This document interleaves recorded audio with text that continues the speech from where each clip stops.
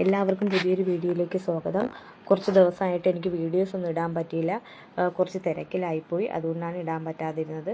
അപ്പോൾ ഇന്ന് നോക്കാൻ പോകുന്നത് നമ്മുടെ കുടുംബശ്രീ രജിസ്റ്ററിലെ ഒരു ഭാഗമായ ലിങ്കേജ് വായ്പാ രജിസ്റ്ററാണ് നോക്കാൻ പോകുന്നത്.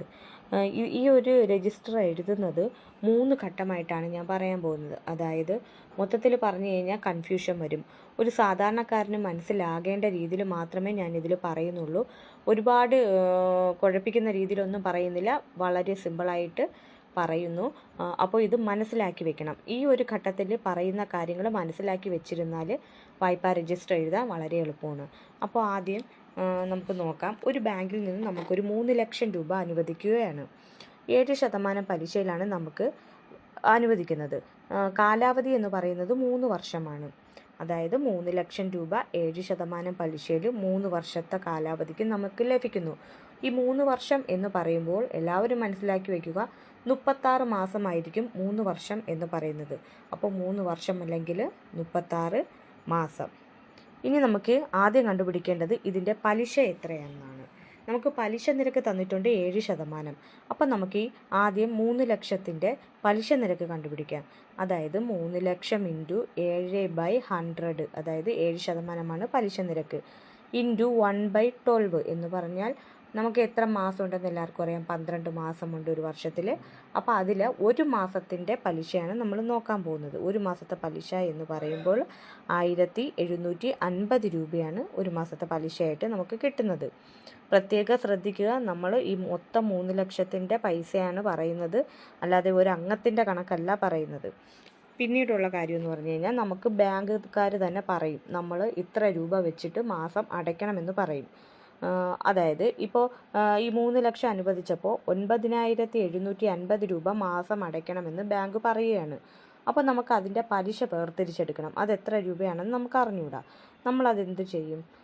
നമ്മൾ നേരത്തെ കണ്ടുപിടിച്ച് വെച്ചിട്ടുണ്ട് 1750 രൂപ പലിശ ഈ 9750 നിന്നും കുറവ് ചെയ്യുമ്പോൾ നമുക്കൊരു സംഖ്യ കിട്ടും. എത്ര? 8000 രൂപ കിട്ടും. അതാണ് നമ്മൾ അടയ്ക്കാൻ പോണ മുതൽ എന്ന് പറയുന്നത്.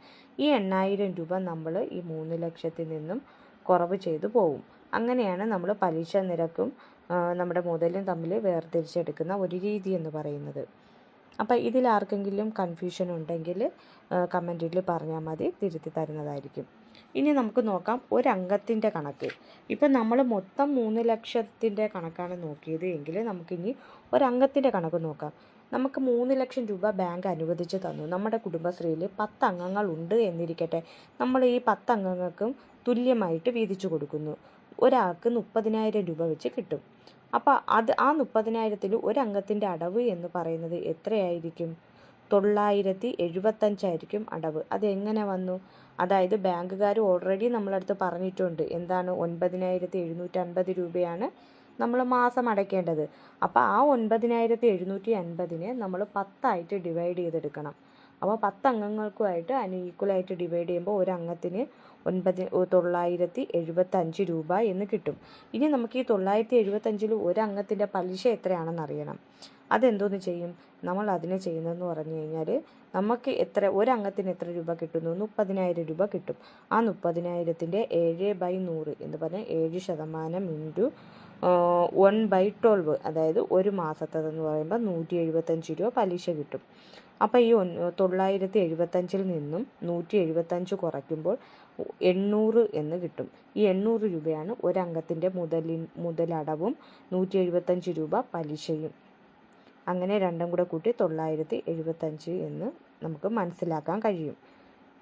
അപ്പോൾ നമ്മൾ മനസ്സിലാക്കേണ്ട ഒരു കാര്യം എന്ന് പറഞ്ഞു കഴിഞ്ഞാൽ നമുക്ക് അനുവദിച്ച തുക എത്രയാണെന്ന് നമ്മൾ അംഗങ്ങൾ അറിഞ്ഞിരിക്കണം. പലിശ നിരക്ക് എത്രയാണ്, ആ പലിശ നിരക്ക് നമ്മൾ ഇതിൽ നിന്നും വേർതിരിച്ചെടുക്കണം. എത്ര കാലാവധിയാണെന്ന് നമ്മൾ വ്യക്തമായി അറിഞ്ഞിരിക്കണം.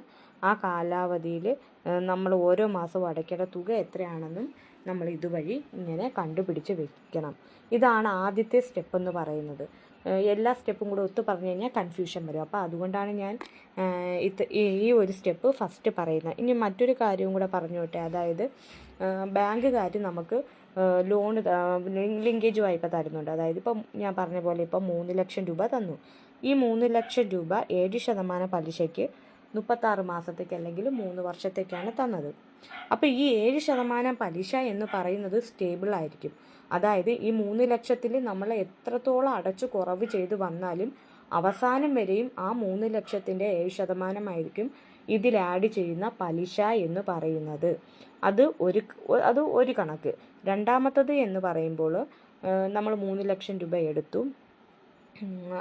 ആ 3 ലക്ഷത്തിൽ നിന്നും 7% പലിശ എന്ന് പറഞ്ഞിട്ടുണ്ട്.